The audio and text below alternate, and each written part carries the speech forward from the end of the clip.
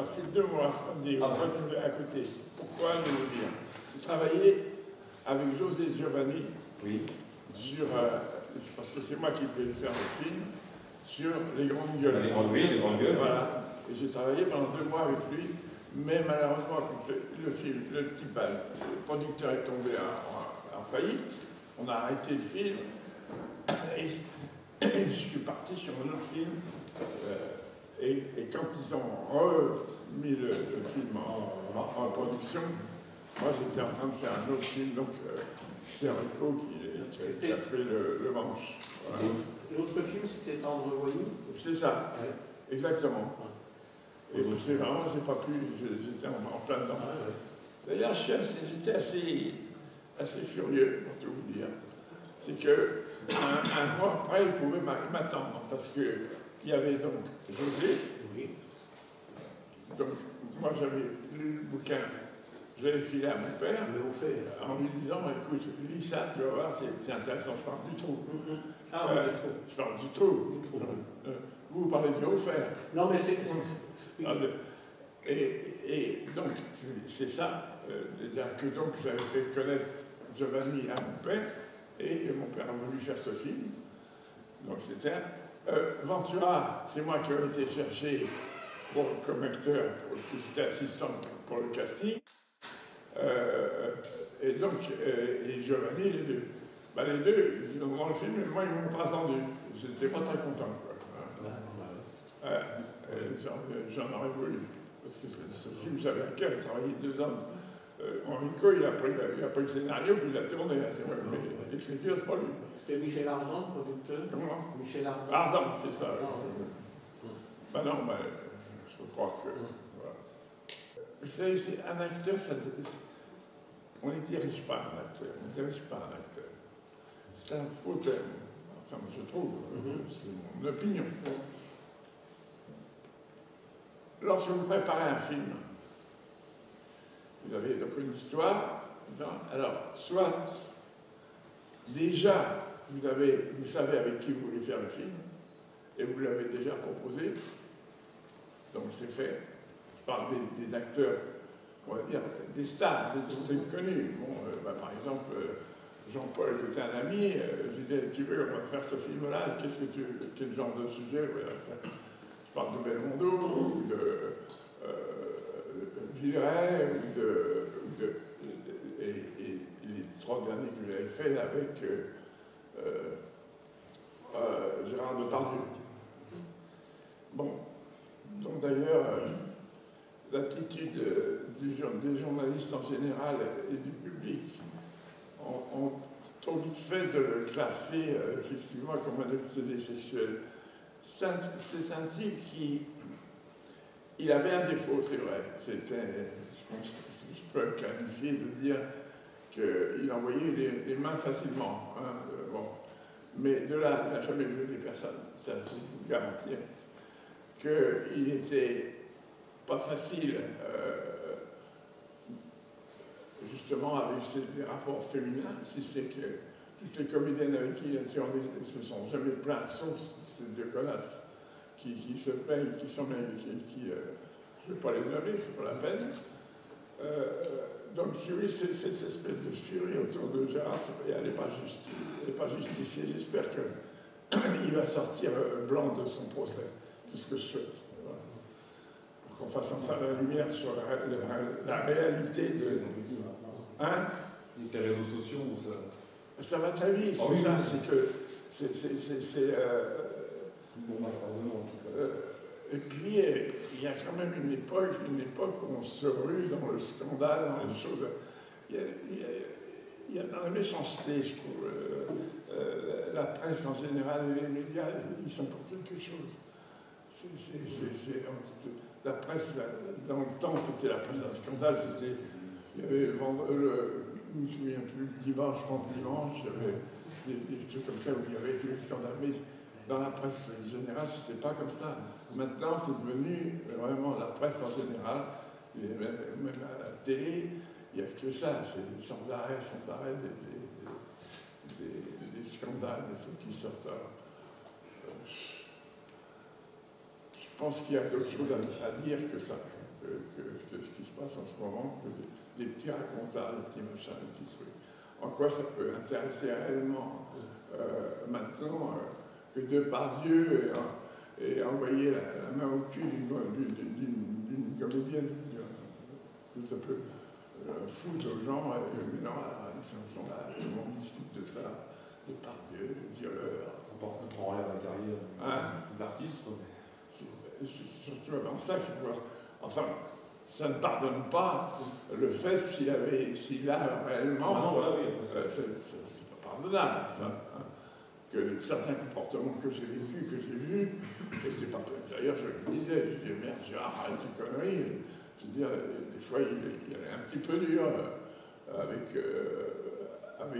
mais n'importe qui, il ne pouvait pas s'empêcher de voir un cul sans vouloir c'est un mec comme ça, hein, en fait. Alors que il ne sait même pas pour baiser, c'est une manière d'être. Voilà. C'est ridicule et à la fois il a toujours été comme ça. Bon. Et le milieu du cinéma, en plus, à une époque, il y avait une mauvaise réputation, à juste titre, parce que c'est vrai qu'il y avait un abus des metteurs en scène peut-être, pour essayer pas mal de femmes, de jeunes filles surtout, voulaient faire du cinéma. Et la manière, c'était de coucher avec le. Mais ça, c'est périmé, heureusement, de loin. Mais je l'ai vécu, tout ça, j'ai vu, mes yeux vus. C'était pas reluisant, quoi, ça c'est certain. Mon père, enfin, je vais parler, je vais dire, parce que, en fait, mon père a été malade pendant le trou, et j'étais obligé de tourner tout seul pendant. Donc, c'est la première fois que j'étais, disons, metteur en scène, pendant le film. Et Joseph était voir mon père, il dit, est-ce que tu crois que Jean peut faire un film? Je dis, oui, ça c'est sûr maintenant, ça y est, tu peux y aller. Il a donné, disons, son aval à José sur le fait que. Et donc, après la mort de mon père, José est venu me proposer à nommer l'avocat. Et moi, j'avais connu Jean-Paul sur un film, un sketch qu'il avait tourné avec Verneuil, dont j'étais assistant pour plusieurs films. C'était La Française et l'amour, un truc comme ça, je crois que c'est ça. Hein. Et il y avait Michel Constantin dans le trou et qu'on retrouve dans Nommer l'avocat aussi. Constantin, justement, disons que c'est moi aussi, parce que je faisais du volleyball. Oui, à l'époque, je ne pourrais pas croire, mais les petits comme moi par rapport à les mecs maintenant, quand on voit qu'ils se font 2 mètres et quelques, alors il y avait les grands, mais les petits, on ne défendait pas comme ça à 2 mains, on défendait comme ça en dessous. Donc il fallait aller très vite en bas pour pouvoir soulever le ballon, quoi. Et j'ai connu Constantin, c'était mon capitaine d'équipe. Et quand mon père a voulu faire le trou, je fais un casting. Il m'a dit non, je ne veux pas de comédien inconnu, je ne veux pas de ça, je n'ai pas connu. Alors, j'ai pris Constantin, l'autre, Philippe Leroy, je faisais du rugby, mais à la croix-caton, parce qu'on s'amusait pour se mettre en forme, alors on faisait du rugby ensemble. Lui, c'était un rugbyman. Et je lui ai proposé ces 2 mecs-là. Constantin, il les a pris tout de suite. Ça n'a pas été facile, comme au début, il a fallu faire du doublage après, mais au début, mais ils avaient des gueules. C'est vrai qu'ils ont pu. Constantin, il a une tronche, quoi. Je ne sais pas comment ça s'appelle, mais j'ai donc fait un tabac avec le démontrier. Et ça remettre son titre en jeu, pour un boxeur, c'est pas facile. Pour un metteur en scène, c'est pareil. C'est-à-dire, on ne peut pas perdre. On dit qu'il faut faire aussi bien. Alors, comme en plus j'avais entre-temps monter une petite... Non, et puis aussi le fait que j'avais très envie de travailler avec mon frère comme chef opérateur, et on m'a proposé une série. Je dis, tiens, ça va me changer du milieu du cinéma, je vais voir comment ça se passe. Et ça s'appelait, la série s'appelait Les Saintes Chéries, avec Micheline Prey et Daniel Gélin, et j'en ai fait 39, finalement, j'ai fait 39 épisodes, donc vous voyez, ça fait du temps. Là, et puis j'avais monté une petite boîte de pub, de films publicitaires avec mon frère, donc voilà. Et ça a pris du temps, et avant que je me remette à faire un long métrage. Mais même avant L'été meurtrier, entre Tendre Voyou et L'été meurtrier, il s'est passé, je crois. C'est la période des Saintes-Chéries. D'accord, ok. Voilà. Et après aussi L'été meurtrier, donc entre j'ai continué, c'est 39 épisodes, c'est sur des années. Il y a trois séries sur des années différentes, évidemment. Et puis j'ai mélangé avec de la pub. Alors, la pub, ça m'a amusé, et puis j'ai eu surtout la possibilité de pouvoir me servir de techniques très chères, parce que la pub, ils avaient des sous. Donc on dépensait énormément d'argent pour essayer des systèmes, et je veux dire, ça m'a beaucoup aidé à parfaire, disons, une technique que je n'avais pas suffisamment. Voilà. C'est bien sûr un coup de fil d'un producteur, pour ne pas nommer Fechner, qui m'a dit, écoutez, voilà, je voulais vous dire, est-ce que ça vous intéresserait? Il y a quelqu'un qui voudrait absolument faire un film avec vous. Je dis, vous savez, je sais pas, je sais pas, peut-être, mais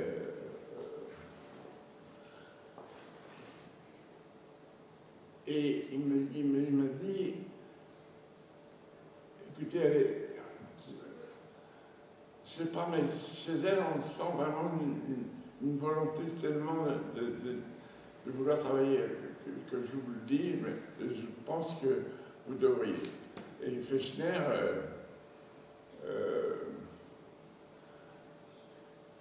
je ne le connaissais pas, mais je lui ai fait confiance à ce moment-là quand il m'a dit ça. Et quand il m'a donné le nom de la fille, elle avait 17 ans à ce moment-là, 18 ans, c'était Vanessa Paradis. Et je l'avais vue dans un film, et je trouvais qu'elle avait une personnalité très forte. Et ce que j'ai jamais fait, j'ai fait donc un scénario avec un de mes amis pour elle, qui était Elisa. Il n'y a pas de bouquin, c'est le seul scénario que j'ai fait entièrement. Tout le reste, j'ai beaucoup tiré de livres, que j'ai adaptés, qu'on a adaptés avec des gens avec qui j'ai travaillé. Et là, par contre, c'est un sujet original. Voilà. Alors, ce sujet original, oui et non. Parce que cette petite, je parle de Vanessa Paradis, elle voulait faire un film avec moi parce qu'elle avait vu L'été meurtrier. Et qu'elle voulait quelque chose dans ce sens-là. Donc, si vous voulez, Elisa, c'est aussi la recherche du père. Alors que dans L'été, c'est aussi... Alors, on lui a fait un peu un scénario à sa mesure, enfin, parce qu'on a un petit peu, non pas travaillé sur cette dictée, parce qu'on l'a fait, on l'a jamais vu avant que le scénario soit fini. Mais on savait ce qu'elle voulait. Et on a travaillé dans ce sens-là. Avec Japrisot. Quand j'ai connu Japrisot. C'était un type infernal, mais formidable. Un écrivain magnifique. Et qui m'a écrit, qui m'a fait des dialogues et des adaptations formidables. Et cet homme, donc, m'a embarqué. Il voulait absolument tourner avec moi, je ne sais pas pourquoi, c'est comme ça. Et donc on a travaillé 3 ans ensemble pour finaliser, pour ensuite Et on ne trouvait pas. Et un jour, on s'est fâché sur le pavé parisien. On sortait d'un restaurant, on s'est traité de nom d'oiseau, et on s'est dit qu'on ne se reverra plus. Et puis, 6 mois après, j'ai reçu un bouquin qui s'appelait L'été meurtrier, avec la page de garde où il y avait écrit « J'ai fait mon boulot, à toi de faire le tien ». Et c'était déjà une amitié profonde que je n'avais pas même compris, qui était née entre nous.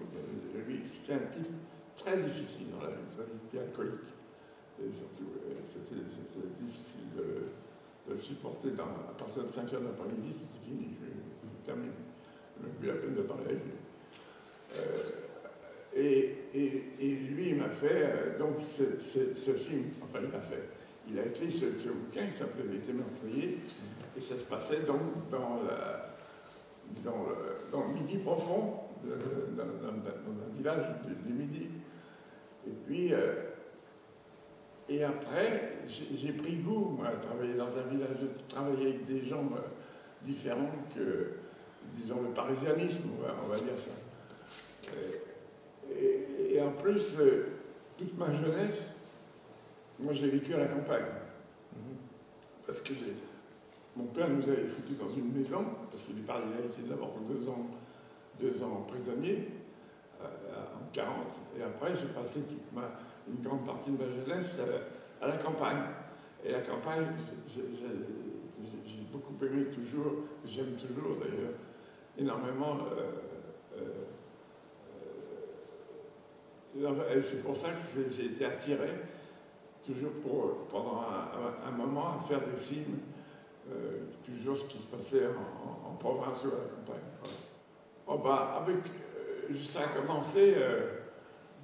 Oh non, j'étais toujours assez libre. Toujours. Moi, jamais. Non. D'ailleurs, excusez-moi, mais je n'ai pas un caractère à ce moment pour quoi que ce soit. Mais c'est parce que j'ai une tête de con. Mais c'est vrai, mes parents, ma mère a eu beaucoup de difficultés. J'étais moi, foutu en pension parce que j'étais. Discipliné. Oh, pas plus que ça, je pense. Non, j'étais difficile, un enfant difficile. Et ça a toujours été. Donc, non, c'est pas ça. D'ailleurs, je me suis fâché, j'ai pas fait après certains films parce que je me suis fâché avec des producteurs qui voulaient ça ou autre chose, et moi, non, ça ne marchait pas. Alors, ça marche ou ça ne marche pas.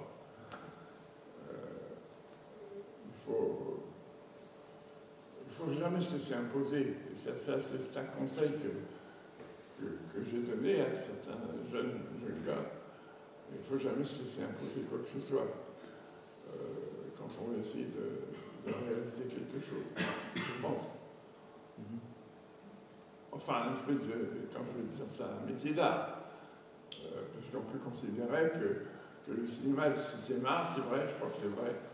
Je crois qu'il y a beaucoup de films qui le prouvent, qu'il y a des films qui sont inoubliables et qui nous apportent, quand on les a vus, ce que peut vous apporter une œuvre d'art quelconque lorsque vous la recevez, soit visuellement, soit par la lecture, soit par la musique, par tout ce que là, ça vous une poêle se hérisse, là, quelque chose qui passe en vous et qui fait que on peut appeler ça de l'art, qui vous transporte ailleurs, qui vous aide à comprendre certaines choses.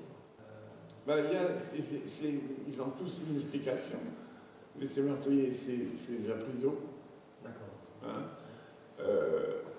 les enfants du Marais, c'est moi. Ça, voilà. Enfin, je veux dire, voilà, parce que je trouve que j'ai réussi ce film, qui n'était pas évident de partir de cette histoire-là. C'était pas évident. Et le troisième, c'est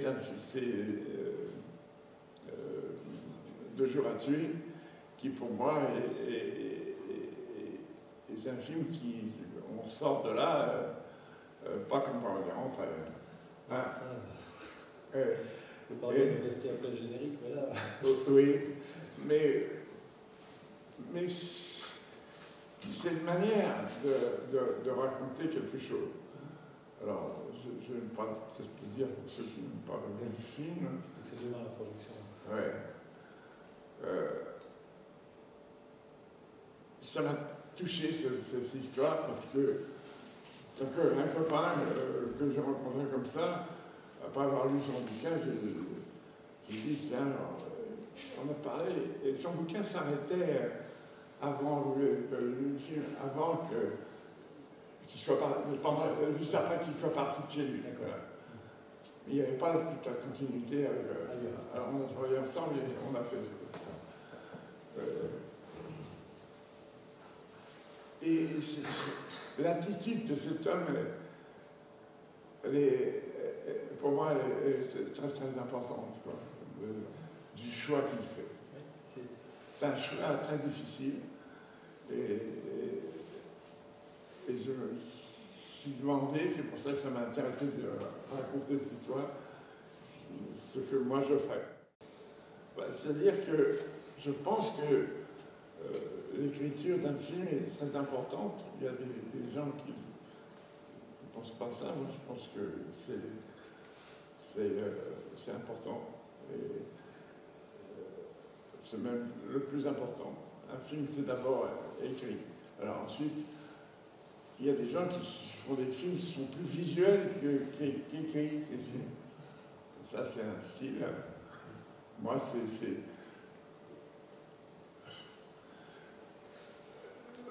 Mon père me disait un truc, il me dit, voilà, un type qui va voir un film, il s'assied dans un fauteuil, et puis il attend à ce qu'on lui raconte une histoire.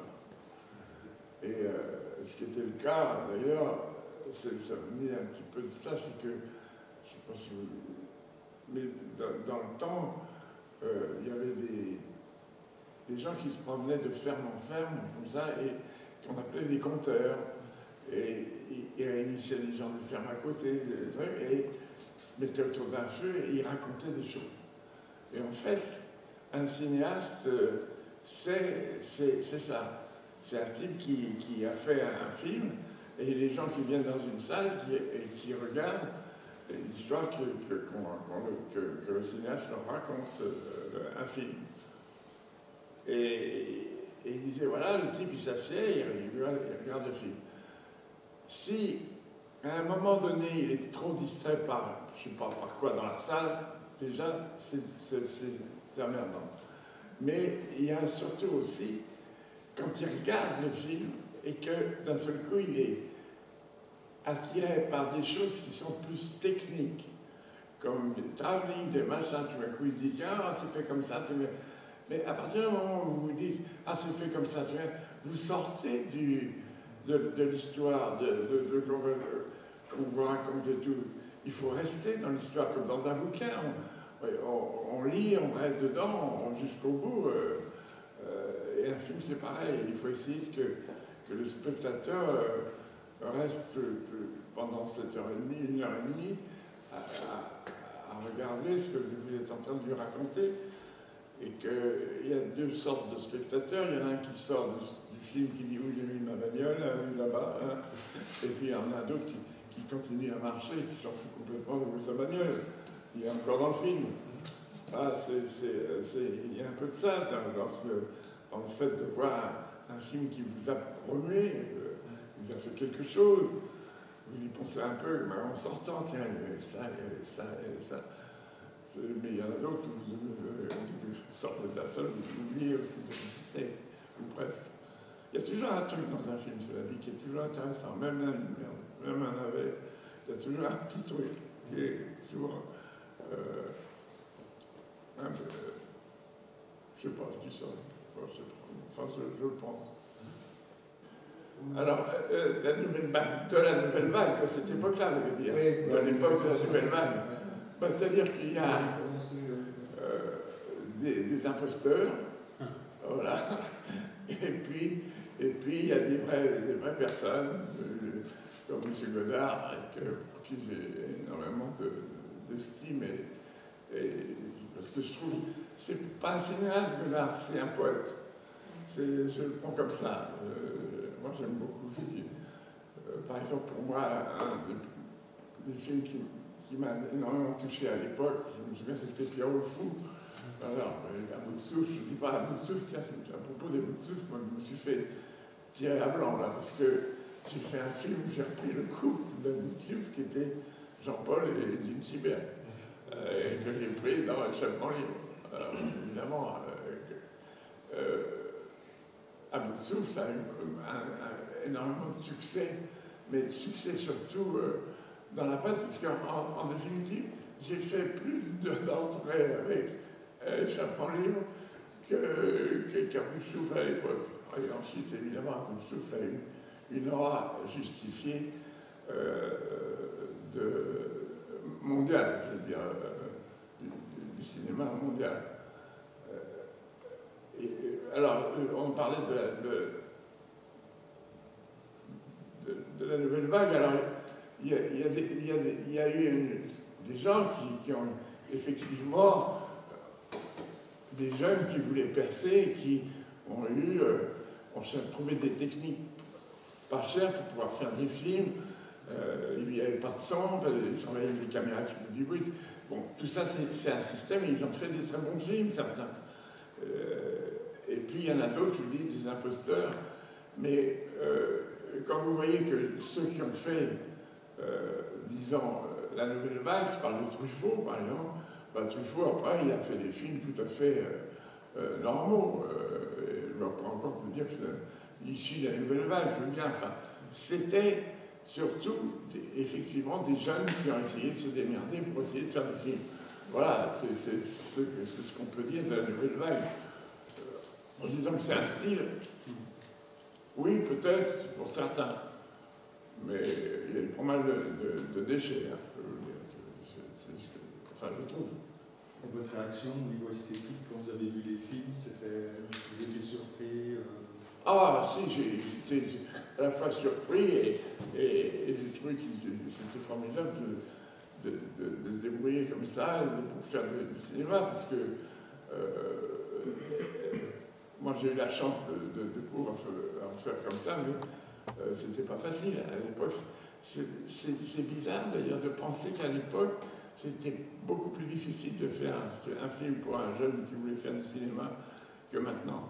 Parce que maintenant il y a plein, alors c'est plus la même chose, c'est plus le même système, mais il y a les séries, il y a plein de films qui ne passent jamais dans les cinémas, mais qui ne passent que sur les plateformes. Donc il y a plus de possibilités. À l'époque, il fallait bien qu'ils aient... Parce que les vieux, je ne veux pas dire que les vieux metteurs en scène nous empêchaient de faire des films. Je pense que c'est pas du tout ce que je veux dire, mais c'est pas facile pour eux. Et ils ont trouvé ce système de travailler pour pas cher, de faire des films qui ne coûtaient pas très cher. Donc ils arrivaient à s'exprimer comme ça. Et il y a eu un certain nombre de films qui ont été tournés qu'on appelait la nouvelle vague. Mais, bah oui, c'est la nouvelle vague de jeunesse, quoi, logique.